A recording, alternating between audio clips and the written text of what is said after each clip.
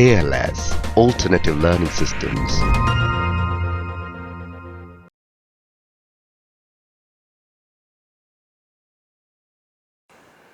India-Israel relations. It is definitely on the upswing.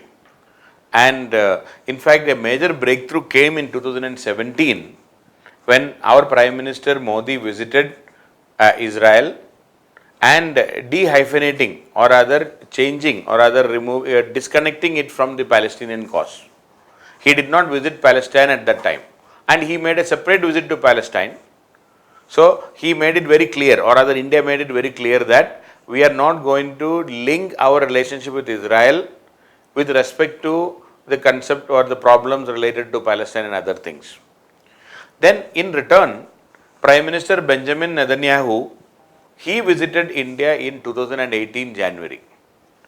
And in fact, Indian Prime Minister's visit to Israel was the first in the history of Israel after 70 years of its formation, that we have done it separately without any link with the Palestinian issue, or rather it is the first standalone visit to Israel by an Indian leader which has never happened before.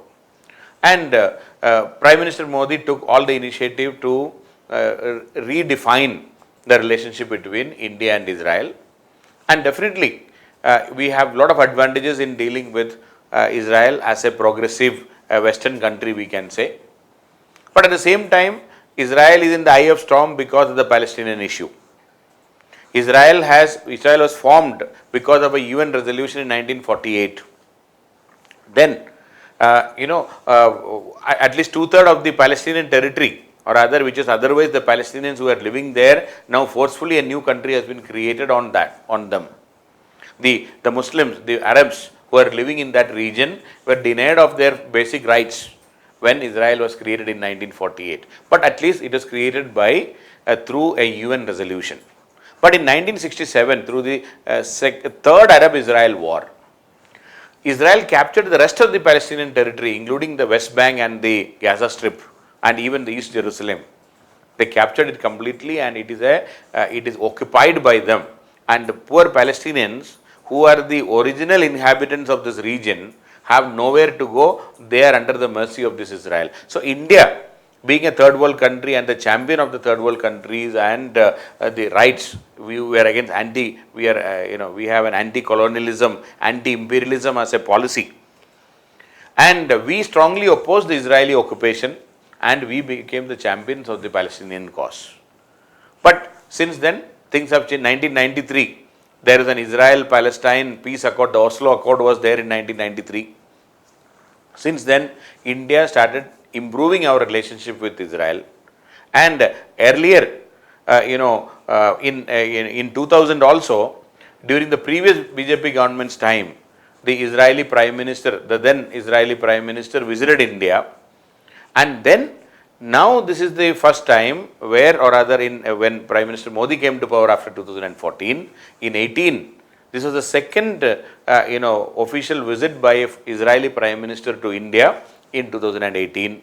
And naturally, the point which we are making is, if Arabs can engage with Israel despite all their problems in Palestine, India can definitely engage with Israel. So definitely we are moving in the right direction. A special relationship is being created. Israel has become the second largest supplier of defense equipments to India. 15% of the defense equipments come from Israel. So definitely we have taken the relationship to a higher level. Not only the defense, because of Israel's own experience and technology in waste management, in waste reprocessing, desalination of water, in agriculture, especially in the dry farm agriculture, wastewater recycling, health, biotechnology, in nanotechnology, in all these fields, India can get a lot of support from Israel because of their own efforts. But there are some areas where still the difference of opinion continues. First of all, India has not abandoned the Palestinian cause. India is still championing the cause of Palestine. The only difference is we are not linking our relationship or other Palestinian cause with Israel. For example, when Donald Trump, the President Trump, declared Jerusalem as the capital, India opposed it, and India voted against Israel in UN when it came to the decision of Jerusalem. But recently, when a Palestinian NGO, named Shahid, when they applied for an observer status in ECOSOC, the United Nations Economic and Social Council, when that voting came, India opposed that because Israel accused Shahid of supporting terrorists and separatist movements there. So this resolution was defeated ultimately. India voted along with Western world against this particular NGO getting an observer status in ECOSOC, which was deeply appreciated by the Israelis. But in support of this observer status, even Pakistan, China, Russia, all voted for in support of the that NGO, but India opposed it, which once again shows that India is making a stand on on Israel on its own terms, not guided by any particular philosophy or ideology. We opposed Jerusalem being declared as a capital, but we supported the we supported Israel in opposing the Palestinian NGO from getting an observer status in ECOSOC. So the Jerusalem issue, we have shown our independence in foreign policy. Similarly, we have cancelled the Spike anti-tank guided missile deal with Israel recently, and naturally that was a setback, but still it has not affected our bilateral relations because these are all part and parcel of the bilateral relations. Then a free trade agreement was discussed between India and Israel, but there is no movement forward because, as we know very well, India in general is not in favor of any free trade agreements because of our own bad experience in free trade, our inability to export items, and also our agriculture is in trouble, our manufacturing sector is in trouble. So we are generally not in favor of promoting free trade agreements. Then, but with Israel, one area where we can cooperate and we are cooperating is the counter-terrorism cooperation. Because Israel has a very strong history of counter-terrorism, the fight against the Palestinians, we are able to utilize their expertise in our counter-terrorism measures. Then another area where Israel and India is moving forward is the intelligence sharing. Because many of these, the anti-Israel forces are linked to this ISIS and all, and many of them are international terrorists. So we are able to cooperate with Israel in this field. India is a victim of terrorism. Then Israel is also helping India in improving the border management along the Indo-Pak border, especially the kind of infiltration which is there. And Israelis are also struggling with handling these Palestinian infiltrators. So we have great support there. Then in cyber security, cooperation is expanding because cyber security is one field where India and Israel has identified as a great potential for cooperation. But a difference of opinion where it is coming. One major area of difference of opinion is with respect to with respect to Iran. For Israel, Iran is the number one enemy. But for India, Iran can be a strategic partner.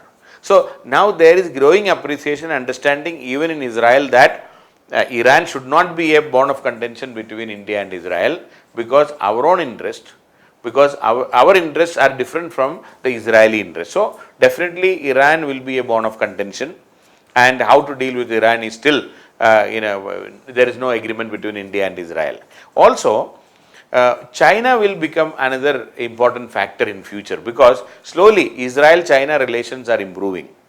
But definitely it is not matching with what India and Israel is doing right now. But in future, India will have to deal with this issue of Israel or Sino-Israel relationship because the trade relations between Israel and China is improving. So naturally, that will be a future and a potential bone of contention between India and Israel.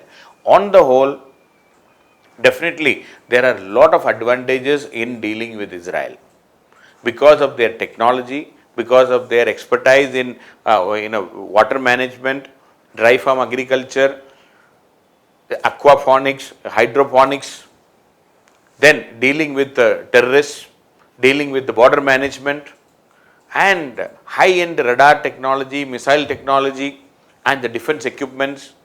So naturally, there is a lot of congruence, and Israel is also considered to be a liberal thinking country.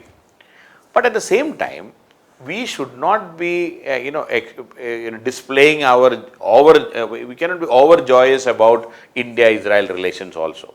Israel is accused of human rights violations when it comes to Palestinians. They have a very poor track record in dealing with the genuine rights of the Palestinians.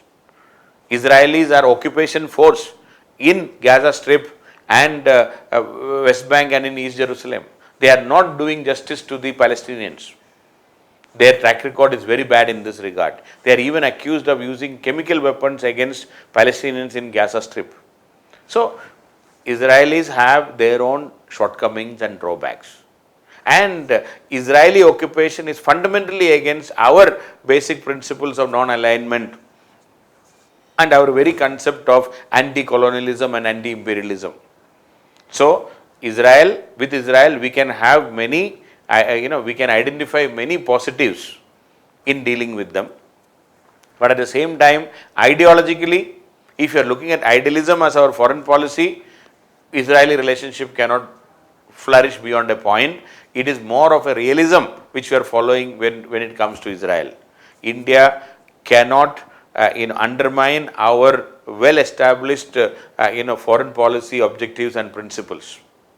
We need to support the Palestinian cause. Palestinians are genuinely suffering because of the policies of Israel. So we have to balance it here also. Israel is important in our technology, defense cooperation, etc., etc.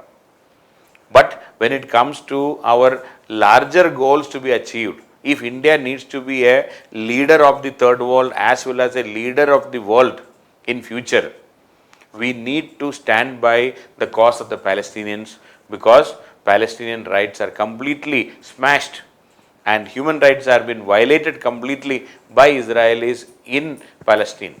So we need to balance it. We should not be showing our over enthusiasm towards Israel. Israel needs India more than India needs Israel, because Israelis are isolated in the world.